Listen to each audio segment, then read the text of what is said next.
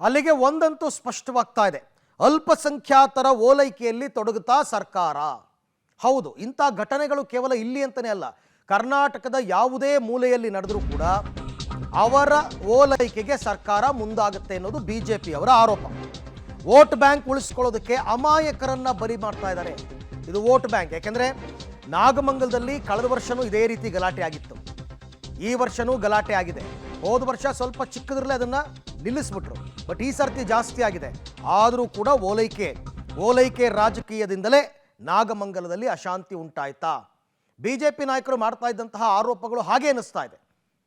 Congress government ಬಂತು ಅಂದ್ರೆ ನಮ್ಮನ್ನು ಪ್ರೊಟೆಕ್ಟ್ ಮಾಡ್ತಾರೆ. ಇದು ಅಲ್ಪಸಂಖ್ಯಾತರ ಮನಸ್ಥಿತಿ.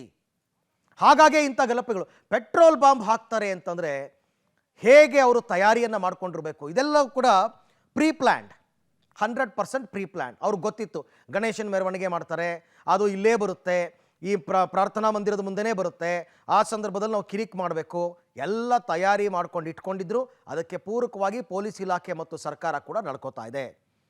ಸರ್ಕಾರದ ವಿರುದ್ಧ ಬಿಜೆಪಿ ನಾಯಕರು ಮಾಡಿರ್ತಕ್ಕಂಥ ಆರೋಪಗಳಿದು.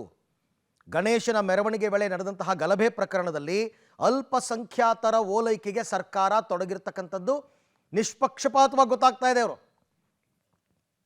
ಅಲ್ಪಸಂಖ್ಯಾತರ ಓಲೈಕೆನೇ ಪ್ರಮುಖ ಅಜೆಂಡಾ. ಅವ್ರು ಏನು ತಪ್ಪು ಮಾಡಿದ್ರು ಕೂಡ ಅವ್ರಿಗೆ ಮಾಫಿ ಮಾಡಿಬಿಡೋದು. ತಪ್ಪು ಮಾಡದೇ ಇದ್ದವ್ರನ್ನ ಕರ್ಕೊಂಬಂದು FIRನಲ್ಲಿ A1, A2, A3 ಅಂತ ಹಿಂದೂಗಳಿಗೆ ಹಾಕ್ಬಿಡೋದು.